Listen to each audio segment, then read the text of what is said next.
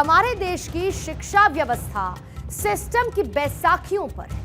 ये वो सिस्टम है जिसमें सुधार से जो इनकार करता है। अगर कोई सरकार इस समस्या की जड़ में सख्त फैसलों की फॉगिंग करती भी है तो उसको रोकने के लिए एक बड़ी फौज खड़ी हो जाती है। ये फौज अपने अकाउंट में सैलरी की अटेंडेंस तो चाहती है, लेकिन खुद समय पर अटेंडेंस नहीं लगाना चाहती है। बीते 8 जुलाई को उत्तर प्रदेश में एक नियम लागू होता है। इस नियम के मुताबिक सरकारी शिक्षकों को डिजिटल अटेंडेंस लगाने के निर्देश दिए गए और जैसे ही यह नियम लागू हुआ, कुछ शिक्षकों ने इसका विरोध करना शुरू कर दिया। शिक्षकों ने ऑनलाइन अटेंडेंस का विरोध शुरू कर दिया और कई शिक्षकों ने पहले ही दिन से ऑनलाइन अटेंडेंस नहीं लगवाई, जिसके बाद आज उत्तर प्रदेश में सरकारी स्कूलों में डिजिटल अटेंडेंस को स्थगित कर दिया गया 2 महीने के लिए।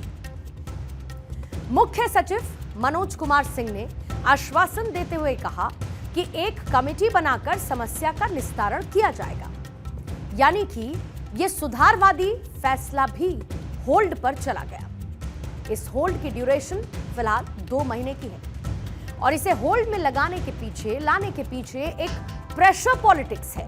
वो प्रेशर पॉलिटिक्स जिसकी एक फैमिली हिस्ट्री भी है, साथ ही शिक्षा में सुधारवादी फैसलों में ब्रेक का ये एक सीक्वल है। सबसे पहले आप प्रदर्शन कर रहे शिक्षकों की मांग क्या थी वो भी सुन लीजिए।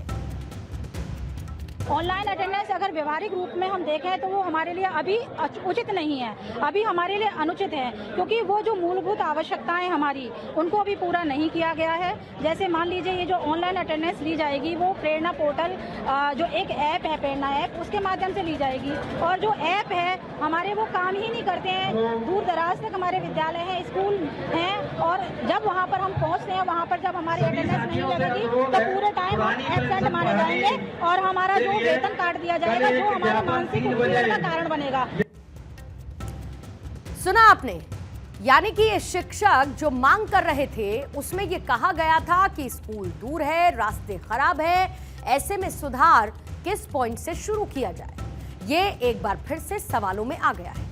लेकिन इसका जवाब उत्तर प्रदेश के पूर्व मुख्यमंत्री अखिलेश यादव के पास पहले से था और इसीलिए बीते 9 जुलाई को ही ट्वीट करते हुए अखिलेश यादव ने कह दिया था कि डिजिटल अटेंडेंस का फैसला स्थगित कर लिया गया है, यानी कि एडवांस में ये उन्होंने ट्वीट किया था, जहां पर उन्होंने लिखा था कि आखिरकार शिक्षकों की एकजुटता के सामने बीजेपी सरकार को डिजिटल अटेंडेंस का अपना अतार्किक निर्णय स्थगित करना ही पड़ा। यानी कि जो फैसला आज वापस लिया गया उसकी भविष्यवाणी अखिलेश यादव ने पहले ही कर दी थी और ऐसा इसीलिए था क्योंकि शिक्षा में ऐसे सुधारवादी फैसलों में ब्रेक लगाने की उनकी फैमिली हिस्ट्री रही है। साल 1991 में उत्तर प्रदेश में कल्याण सिंह की सरकार बनी। आज के रक्षा मंत्री राजनाथ सिंह उस वक्त यूपी के शिक्षा मंत्री बनाए गए। राजनाथ सिंह ने शिक्षा मंत्री बनते ही माध्यमिक स्कूलों में होती हुई नकल को रोकने के लिए नकल अध्यादेश का एक ऐसा नियम लागू किया जिसने प्रदेश की परीक्षा प्रणाली की तस्वीर बदल कर रख डाली। उस अध्यादेश का इंपैक्ट, उसका असर यह हुआ कि 1992 के उस साल प्रदेश में इंटरमीडिएट के 14% और हाई स्कूल के 30% अभ्यर्थी ही पास हो पाए। यानी कि आप सोचिए, नकल रोकने के लिए एक कानून लाते ही करीब 70 से 85% अभ्यर्थी फेल हो गए।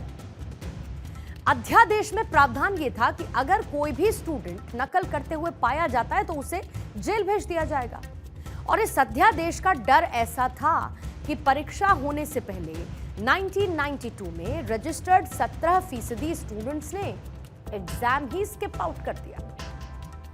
ऐसे में हुआ ये कि इस मुद्दे को तत्कालीन सपा मुखिया मुलायम सिंह यादव ने जोर शोर के साथ उठाया।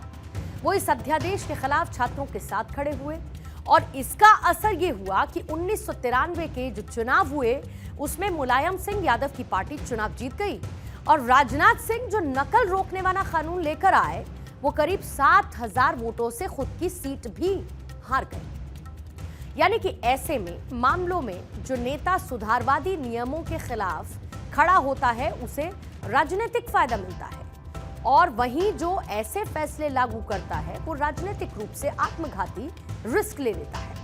और शायद राजनीति का यही वो रंग है कि हम शिक्षा व्यवस्था के मामले में कभी आगे नहीं बढ़ सकते, और अगर आगे नहीं बढ़ सकते तो विकसित भारत के सपने का क्या होगा।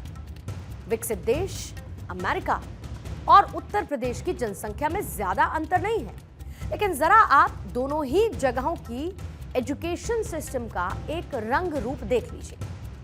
National centre for education statistics की एक रिपोर्ट ये बताती है कि अमेरिका में 91% छात्र पब्लिक स्कूल्स यानी कि सरकारी स्कूलों में पढ़ते हैं और सिर्फ 9% ही प्राइवेट स्कूल में पढ़ते हैं। इनमें से भी 5% रिलीजियस स्कूल्स में पढ़ते हैं यानी कि क्रिश्चियन स्कूल्स में। और वहीं unified district information system for education की एक रिपोर्ट ये कहती है कि भारत में करीब 75.6% ही सरकारी स्कूल में पढ़ते हैं और बाकी के 24.4% छात्र प्राइवेट स्कूलों में पढ़ते हैं। अमेरिका में 91% छात्र सरकारी स्कूलों में पढ़ते हैं तो भारत में 75%। एक पल के लिए ये जो फर्क है ये आपको ज्यादा नहीं लगेगा, लेकिन आप ध्यान से सुनिएगा। अमेरिका में पर कैपिटा इनकम भारत की पर कैपिटा इनकम यानी कि प्रति व्यक्ति आय से बहुत ज्यादा है। वो एक डेवलप्ड नेशन है और हम अभी एक डेवलपिंग कंट्री हैं। वहां पर गरीब लोगों की संख्या बहुत कम है और भारत में बहुत ज्यादा है।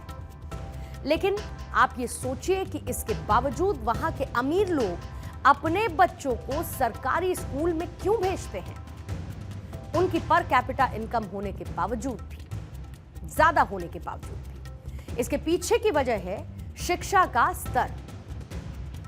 अमेरिका के सरकारी स्कूलों में शिक्षा व्यवस्था वहां के प्राइवेट स्कूलों से भी ज्यादा अच्छी मानी जाती है। वहां पर कोई अमीर हो या फिर गरीब हो, हर किसी का बच्चा बड़ा होते ही सरकारी स्कूल में पढ़ने के लिए जाता है। सब कुछ सिस्टम के साथ होता है। लेकिन भारत में ऐसा नहीं है। भारत में एक बच्चा जब सरकारी स्कूल में जाता है तो वो आर्थिक मजबूरी की वजह से ज्यादा जाता है। अगर उसके पास प्राइवेट स्कूल में पढ़ने का विकल्प होता या पैसा होता, रिसोर्सेज होती, तो वो कभी भी सरकारी स्कूल में पढ़ने के लिए नहीं जाता। और यही है कोर ऑफ द प्रॉब्लम, यानी कि समस्या की जड़, और इसी में सुधार की जरूरत है। यह सुधार किसी भी पॉइंट से शुरू हो सकता है, बशर्ते शुरू हो। लेकिन दुर्भाग्य यह है कि ऐसे सुधारों को राजनीति की नजर लग जाती है और ऐसे सुधारों को सियासी समस्या बताकर इसे समाप्त करवा दिया जाता है। इसका असर कुछ यूं होता है जो कि प्रयागराज में हुआ है, जहां पर सरकारी स्कूल में टीचर आधा दिन बाद ताला मारकर घर चले गए। एक बच्ची अंदर बंद रह गई। वो कई घंटों तक अंदर रोती रही। परिवार वालों को लगा कि अभी तो स्कूल चल रहा है। वहीं पर बच्चे के रोने की आवाज सुनकर ग्रामीण स्कूल के पास पहुंचे और उसके बाद का ये वीडियो बनाया। थोड़ी देर ठहरकर जरा इस वीडियो को देखिए। ये ताला है जिसमें अंदर एक बच्ची रह गई है, मासूम सी छोटी सी बच्ची, जिसको शायद ये भी नहीं पता कि उसको करना क्या है, इसीलिए वो रोती रही। और अचानक से यही रोने की आवाज सुनकर जब ग्रामीण पहुंचे तो ये ताला खुलवाया। लेकिन यहाँ के शिक्षक शिक्षिकाएं क्या कर रहे थे? वो घर पर आराम फरमा रहे थे क्योंकि डिजिटल अटेंडेंस तो लगानी नहीं थी, और इसीलिए आधे दिन बाद न सिर्फ स्कूल की बल्कि कर ली अपनी खुद की भी छुट्टी और चले गए घर। इसीलिए कहते हैं सुधार की जरूरत है और कहीं पर पहुंचने के लिए कहीं से चलना शुरू करना बहुत जरूरी है।